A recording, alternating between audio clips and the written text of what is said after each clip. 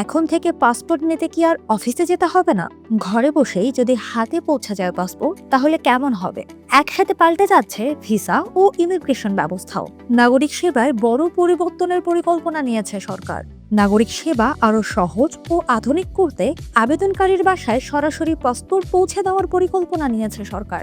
একই সাথে ইমিগ্রেশন ও ভিসা ব্যবস্থায় বড় ধরনের আধুনিকায়নের অংশ হিসেবে প্রচলিত স্টিকার ভিসার পরিবর্তে অনলাইন ভিসা সিস্টেম চালুর পরিকল্পনাও নেওয়া হয়েছে।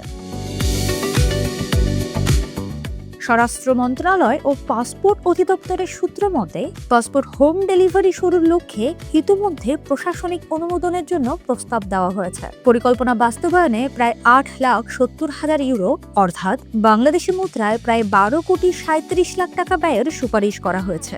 সংশ্লিষ্ট কর্মকর্তারা জানিয়েছেন, পাসপোর্ট একটি স্পর্শকাতর রাষ্ট্রীয় নথি হওয়ায় হোম ডেলিভারির ক্ষেত্রে আবেদনকারীর পরিচয় যাচাই, নিরাপদ হস্তান্তর এবং প্রতিটি ধাপ ডিজিটালভাবে ট্র্যাক করার ব্যবস্থা রাখা হবে।